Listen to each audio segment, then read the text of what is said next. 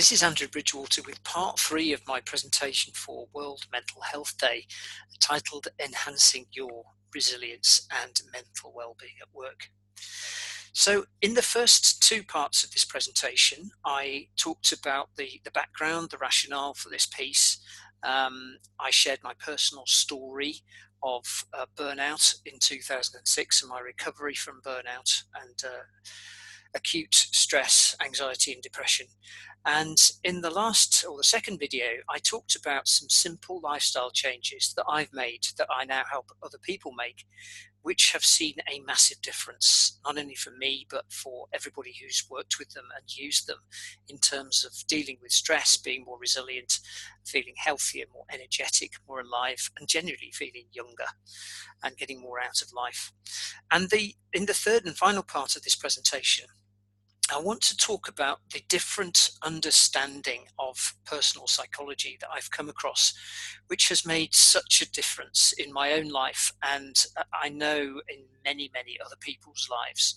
And just before I go into this, I just want to give you a bit of context. So, as I've said in the earlier sessions, I made myself crazy with my own low mood thinking in 2006. And I realized that I didn't have to do it anymore. I don't have to pay attention to that low mood thinking. After all, we all have good days and bad days, low moods and high moods, and sometimes we just don't know why. Our moods are just like the weather, they change. And in 2012, I became aware of three fundamental principles about the psychology of the human experience, sometimes known as the three principles or the principles of innate mental health. Psychology of mind is another term in which it goes under. And I want to introduce these to you briefly because they've been hugely profound in my life and, as I say, the lives of tens of thousands of other people. And there's a really big movement at play at the moment around using these principles because they're like gravity and electricity. They work whether we understand them or not. But becoming aware of them can be incredibly valuable. And it's also quite difficult to understand the principles I'm going to outline logically. Sometimes words aren't quite enough. If you've ever had a wonderful view on a mountaintop or been in awe of nature or just had that slightly speechless feeling, that's kind of what I'm talking about with these. Feelings will often be a better indicator. So maybe just watch for the feeling rather than try and think these through logically, because that's what I tried to do when I was first introduced to them.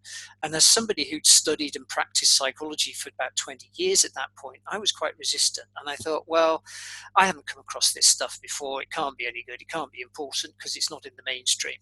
Well, a lot of things have to make their way to the mainstream. I can think of many examples of that, from the flat earth through to germ theory, through to a whole range of other things. The fact is that stuff is often resisted to start with, but this has been hugely powerful for me. So just ask you to let it wash over you. I came across this work through the teachings of an enlightened Scotsman by the name of Sydney Banks. And if you Google him, you'll find a lot of very helpful material out there. Unfortunately, he died in 2010, but he's left a massive and lasting legacy. And based on what I shared in the first presentation, Shakespeare seemed to have had similar insights. And I'll leave you to make those connections between the sort of quote that I was giving from Hamlet and what I'm going to talk about. What's helped me with this is thinking of life as a bit of a virtual reality machine. And I'll give you an example, a tangible example from my own life. I went to the Festival of Speed at Goodwood in the south of England a couple of months ago. And at the Festival of Speed this year, there was not a virtual reality tent. There was a Back to the Future tent, which had a series of exhibits in it. And one of those was a virtual reality roller coaster.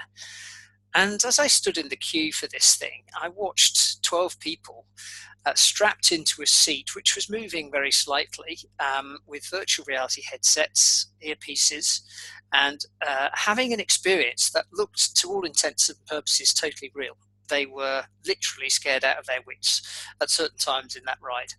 And as I was in the queue, I thought, well, this will be interesting. I'm going to experience this, first of all, in virtual reality. And then secondly, I'm going to know the truth that I'm strapped safely into a seat in a tent at the Festival of Speed, not going anywhere and not needing to fear for my life. And that's exactly what I did. I got on this virtual reality roller coaster, and I was able to flip-flop between the virtual reality experience of being on a roller coaster and the truth, the knowing that I was safely strapped into a seat in a tent. And it was quite fascinating, and it got me thinking that actually life is like this. We are all experiencing a reality that is created via our thoughts and via our own consciousness, two of the key principles that Sydney Banks talks about. The third principle that he talks about is the principle of mind, the principle of universal mind, which is basically the energy and intelligence behind life. And when our personal thoughts quieten, we're open to the energy and intelligence behind life, the insights, the inspiration, the creativity that is all around us and who we really are. But when we're churning our thoughts, when we're full of mental clutter, we're not open to that. So why do we always have our best thoughts and insights on holiday, in the shower, out on a walk, somewhere where we're not churning our personal thinking and cluttering our minds, but when we can actually open ourselves up to wisdom, insight, and inspiration? So our experience of life is never coming directly from our circumstances. So the virtual reality roller coaster really showed me that. And if you're ever near a virtual reality opportunity, just experience it and flip-flop between the virtual reality and the knowing that you are where you exactly are. And knowing that my happiness can never come from my circumstances was huge for me. Absolutely huge, given the story that I shared for you before, because in 2005, and in the midst of a fairly typical midlife crisis, I'd started looking around for things that I thought could make me happy, things in the outside. Maybe that investment, maybe the next book, maybe the next course, the next coach could teach me what I needed to fix myself and to feel happier and more filled in life, but more fulfilled. Not that there was anything to be unfulfilled about. There was nothing wrong with my life at that time. I was married. I was living in a beautiful house. I had two wonderful sons under 10. But what I was doing was creating a personal version of reality in terms of the way I was thinking about a circumstance, which, as I say, I've explained in an earlier session. And that was created by my personal thinking. So this is so helpful to know. Your spouse, your work colleague, your boss, your client is just experiencing a different reality from you in the moment. They're not being difficult. And that on a relationship level can be transformational. So when you realize that your experience of life is not coming from your circumstances, you don't have to change those circumstances to change how you feel. And have you ever wondered why you can feel differently about the same situation on different days and at different times? You can definitely be at peace on the inside, no matter what the circumstances are on the outside. Now, in the era of Trump and Brexit, I think that's quite reassuring. And it certainly has been reassuring for me in my life, given the history of depression that I used to experience. And it offers a very different perspective on managing stress, because changing our personal thinking is difficult. So whether we realize it or not, we don't actually have control over the next thought that comes into our heads. They just come in. But when you can see that it's just your thinking, it's your virtual reality roller coaster, in other words, and you can choose to either pay attention to that thinking or not, act upon it or not, then this changes absolutely everything. So if you're lying in bed one night, unable to sleep with a cluttered mind, just count those thoughts rather than pay attention to them, because our factory default setting is a quiet mind and a peaceful feeling. We've just forgotten it. And we knew this as babies. It's innate in us. Have you noticed that toddlers, their moods don't last? They go up and down like the weather. One minute they're inconsolable, and the next minute they're happy and bubbly and laughing and cheerful. They don't spend 2 days trying to get themselves out of a funk, trying to work out whose fault it was, and dealing with their ego. They just move on. We've all learned the wrong strategies, or many of us have, about dealing with stress and how our mental life works. And we've often had a misunderstanding about that. I certainly did for many years. So these principles, as I say, I've outlined them very briefly. I just want to say a little bit more.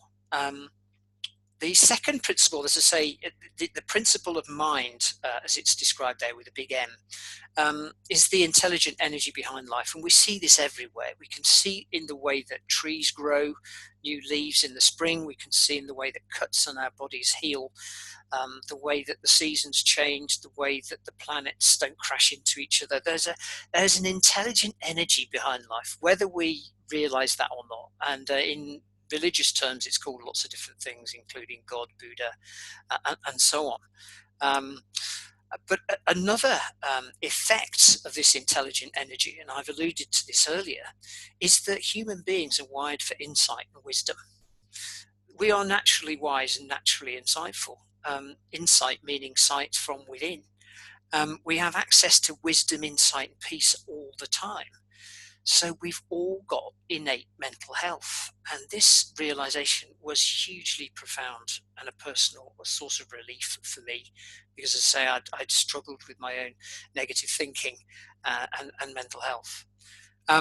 So one example of mind at work would be the Wright brothers. So two brothers who owned a simple bicycle shop took their knowledge of the principles of gravity, thrust, lift, and drag and combined those to create the aircraft which we all use as part of a life now, and enabled humans to fly, something that scientists said was impossible even after many years of it being done. And what was eventually proven had begun in the imagination by pulling those principles together. So the Wright brothers used the principle of thought and combined it with mind, the energy behind life, and the other principle I'm going to talk to you about, which is the gift of consciousness. And consciousness or awareness allows us to be aware of life and brings our thoughts to life. So we use the principle of consciousness to create our personal reality, one thought at a time. Now, if I kind of pull this together for a moment, some of you may have heard of the Lumiere Brothers. The Lumiere Brothers' first cinematic showing in the 1890s featured a 90-minute clip of a train coming towards the camera. And when this was first shown, a good proportion of the audience rushed out screaming as the train came towards them, because they'd never experienced cinema before. Their virtual reality in that moment was that this train posed a threat to their lives, and they rushed out screaming. Whereas some people didn't. Some people stayed there.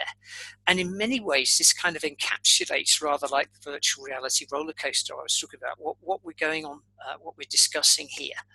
That we interpret circumstances in our own way, and that's unique to us.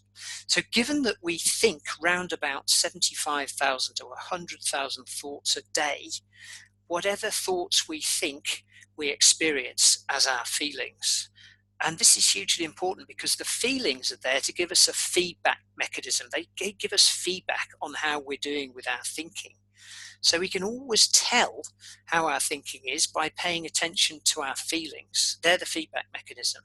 So if you're not feeling great, you don't have to try and change your thinking. You don't have to try and do cognitive behavioral therapy yourself, or neuro-linguistic programming on yourself, or positive thinking or affirmations. Just realize that it's your thinking creating the feeling, and it will move on just like the weather. You don't actually have to do anything. Now, as I say, this is different. It's not mainstream yet, but I believe it will become mainstream. I believe this is psychology 2.0. It's just going to take some time for the world to catch up, but it is hugely profound and important. So if I'm getting angry or frustrated about something, I can see that I'm the one that's creating the anger. It's not being created by something external to me.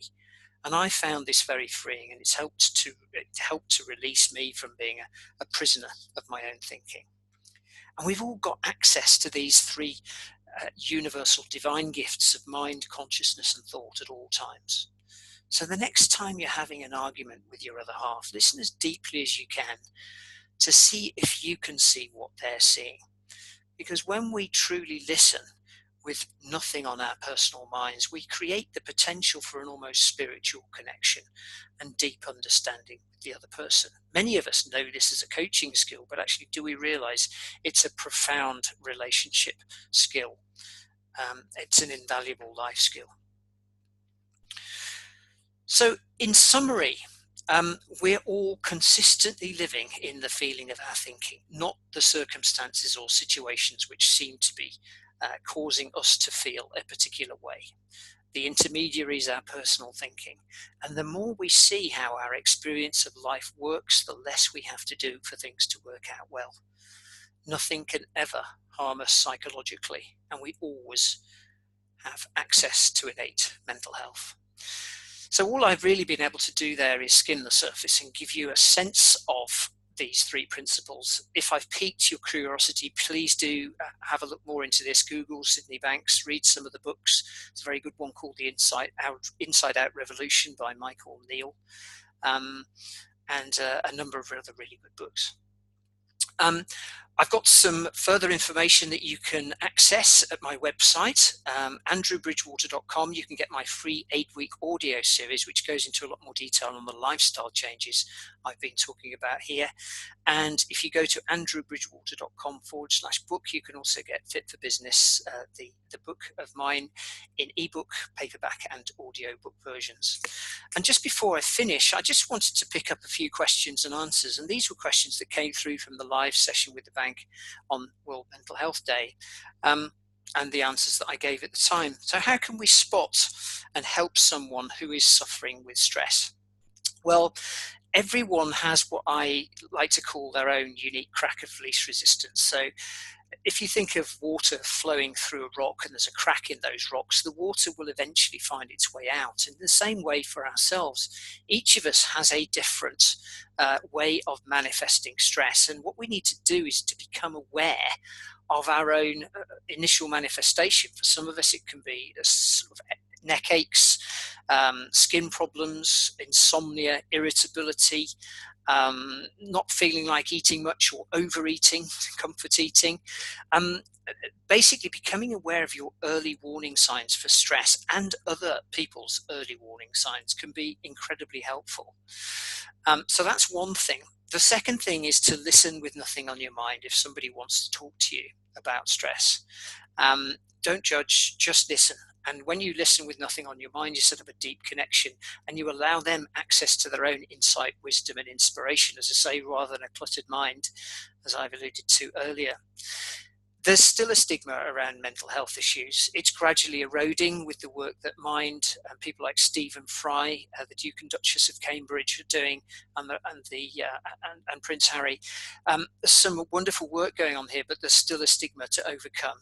And hence, one of the reasons why I'm doing this is to raise awareness and help people, first of all, have strategies to mitigate risks of suffering with severe stress and to deal with it. And secondly, to raise awareness of this as an issue so that people feel more willing and able to talk about it. Which leads me on to the second question. Is it true that if someone's experienced a mental health challenge before, they're more likely to do so again? That's a popular myth, and sometimes you'll see that out there. Personally, I believe the opposite can be the case. When somebody experiences a challenge and then decides that actually they're going to become informed, they're going to learn from that challenge, and start to recognize the early warning signs, I think people become stronger and better able to cope. That's certainly been my personal experience. And rather like breaking a leg, sometimes the leg can become stronger where it was broken. So I don't believe in the popular myth that if somebody's experienced a mental health challenge, they're necessarily going to do so again. I think that's just unfortunate. And I think this is one of the reasons why antidepressants can be problematic, because people have the sense that, well, if it happens again, I'll just take more antidepressants. Actually, all they do is paper over the cracks, mask the symptoms, provide some symptom relief. They don't actually deal with the underlying causes. And very often, as I say, some of those things can be quite profoundly and easily understood through this personal understanding of psychology that I've been describing. Another question that I was asked is, what is burnout and how can people reduce their risk to it? Well, burnout is basically mental exhaustion. It's where someone reaches a point where they can't continue, and trying to continue actually becomes even more counterproductive. And the problem with burnout is that actually the person then has to dig themselves out of a hole. That can take some months, and the burnout that I experienced in 2006 took probably 6 months. to move on. I was working again in the July that year, having come out of hospital in the May, but I was still fragile. And I think burnout can definitely be avoided with some understanding, some awareness, and some simple slight edge changes, such as the ones that I've been talking about. But that's not mainstream, and all I was offered was drugs. And as I say, that helped me to an extent, but actually there was so much more information that would have been helpful, and that's what I'm trying to throw a lifeline to people with. So burnout is something that is just exhaustion. We can avoid it and reduce our risk to it by spotting it early. It's a bit like other illnesses. If we spot them early, we can deal with them. And then finally, why is it sometimes difficult to talk about mental health problems? Well, I've touched on this. There is still a bit of a stigma around it. I think it is eroding, this stigma. And I think it's up to all of us to be a bit courageous, to also be vulnerable at times, to be open, to be honest, and to be willing to be helped and to be a helper. And when we do that, we can really make a difference. So I hope you found this interesting. If you have, please share this presentation and the information that's contained within it. And as I say, if you'd like more information, please visit andrewbridgewater.com, or you can send me an email, andrew@andrewbridgewater.com. Thank you very much for listening.